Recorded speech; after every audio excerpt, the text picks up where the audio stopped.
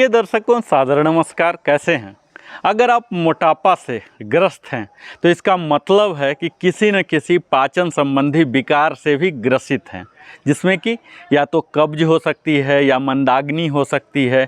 तो आज का आसन फिर आपको चिंता से दूर करेगा, मोटापा को भी हटाएगा, कब्ज को भी हटाएगा। तो आज का योगासन का नाम है हस्तपादासन, या इसे कुछ लोग पाद हस्तासन भी कहते हैं। जैसा कि नाम से ही आपको पता चल पा रहा होगा कि यहाँ हम अपने हाथों को पैर तक ले जाते हैं।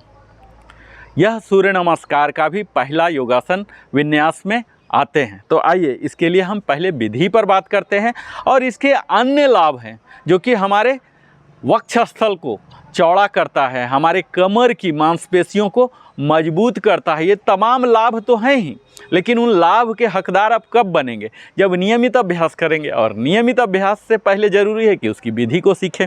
तो इसके लिए हमें समस्थिति, यानी कि अपने दोनों पैरों को, अंगूठा को, हील को सटाकर खड़े हो जाना है और इनहेल करता हुआ अपने दोनों हाथों को ऊपर उठाइए। इनहेल इनहेल, अपने दोनों हाथों को दोनों कान में सटाएं और इनहेल करता हुआ ही पीछे की ओर आप झुकें।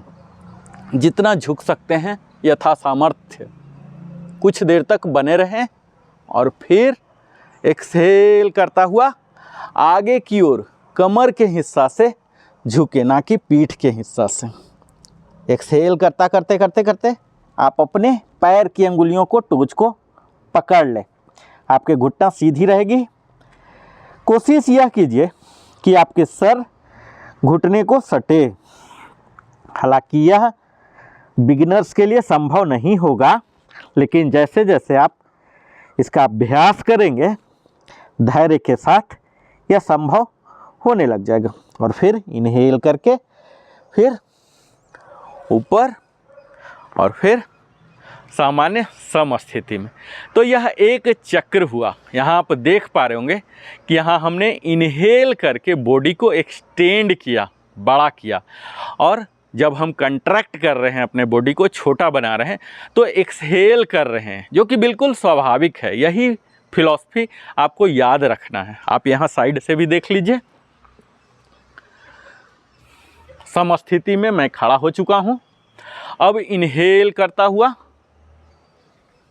इनहेल ऊपर ले जाएं, इनहेल करता हुआ ही पीछे झुकें।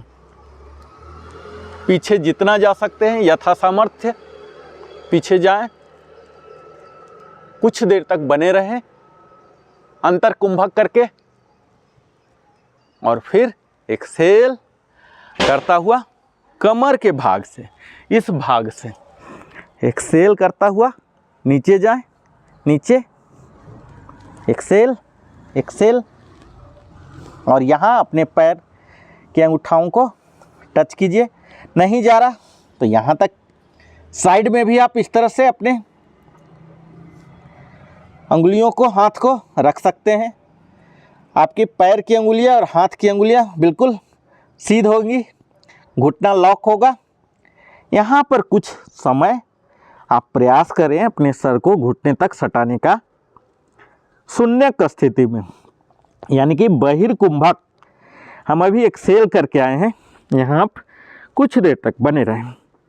यहाँ देखें हमारी कमर पर एक अच्छा खिंचाव आ रहा है, और यही कारण है कि पाद हस्तासन ना कि मोटापा को हटा रहा है, बल्कि हमारे कमर को भी पतला और लचीला बना रहा है। इनहेल करके ऊपर यहाँ, और फिर नॉर्मल ब्रेथ लेते हैं नीचे। तो यह हस्तपादासन या पाद हस्तासन, जो भी आपको बेहतर लगे करें। और इसके सारे लाभ, जिसमें कि हम अपने कमर को पतला लचीला कर रहे हैं, मंदाग्नि और कब्ज को भी दूर कर रहे हैं। वह कैसे हो रहा? कब्ज के लिए रिस्पॉन्सिबल है हमारे कोलन, जो कि लार्ज इंटेस्टाइन है। लार्ज इंटेस्टाइन में कई विषाक्त पदार्थ, कुछ चीज़ ऐसा हम खाते हैं जो कि मैदा है, रिफाइंड ऑयल है, शुगर है, जो काफ़ी समय तक कुछ ऐसे अवशिष्ट पदार्थ फंसे रह जाते हैं, पूर्णतः निकल नहीं पाते कोलन से, और कुछ स्मॉल इंटेस्टाइन में भी रह जाते हैं। यहाँ हम उन आंतों के लाइनिंग्स पर काम कर रहे हैं, यानी कि वो अपने आंत में जो चिपके हुए हैं आंत के जगह को छोड़ दे रहे हैं, आगे रेक्टम में चले जा रहे हैं। और यही कारण है कि पाचन संबंधी बीमारी जो कि मंदाग्नि है, कब्ज है, उन पर भी हम हस्तपादासन करके काम कर रहे हैं, कमर को लचीला बना रहे हैं। और इसके एक अनोखे लाभ जो हैं, आपके मन में आलस्य होगा, अशांति होगा, तो यह आलस्य भी दूर हो जाता है। क्योंकि आलस्य आता कहाँ से है? जब आपके शरीर में ऊर्जा की कमी होगी तो आपको किसी भी कार्य करने का मन ही नहीं करेगा, प्रारंभ करने का मन नहीं करेगा। यहाँ आप अपने मेरुदंड पर काम कर रहे हैं, अपने लंग्स पर काम कर रहे हैं, ये वक्षस्थल को भी चौड़ा कर रहे हैं। तो ये तमाम लाभ का अपने ऊपर कब लाभ पहुंचाएंगे? ये तो योगासन के लाभ है, लेकिन ये सब लाभ के हकदार तब बनेंगे जब आप स्वयं इसका नियमित अभ्यास करेंगे। तो इसका आप शुरू में 4 बार तक ही करें और फिर धीरे धीरे बढ़ाकर 8 बार तक ले जाएं। आपका सर जहाँ तक जा रहा है वहीं तक करें, पीछे जहाँ तक जा रहा है वहीं तक जाएं। आपको धैर्य रखने की आवश्यकता है, धीरे धीरे धैर्य रख के आप 2% एवरी वीक पुश कीजिए, और फिर देखिए कि एक समय आएगा जब आप परफेक्टली भी करने लग जाएंगे। तमाम योगासन की भांति ही यहाँ भी कुछ हमें सावधानियाँ अवश्य ही बरतनी चाहिए, जिसमें यह है कि अगर आप हाई बीपी से ग्रसित हैं या हृदय संबंधी किसी भी समस्या से ग्रसित हैं, कमर की दर्द से ग्रसित हैं, तो इसे ना करें। अगर गर्भस्थ स्थिति में हैं या मासिक धर्म में है महिलाओं के लिए, तो यह ना करें। तो इन तमाम सावधानियों का आप ज़रूर ख्याल रखें, और आप हमारे साथ नरेंद्र कुमार वेलनेस कंसल्टेंट के साथ सदैव बने रहते हैं, अपना बहुमूल्य समय देते हैं। और अगर आपने अभी तक हमारे चैनल को सब्सक्राइब नहीं किया है, तो यह हमारा विनम्र निवेदन है, आप हमारे चैनल को अवश्य ही सब्सक्राइब करें। बहुत बहुत धन्यवाद। फिर मिलता हूँ अगले वीडियो में।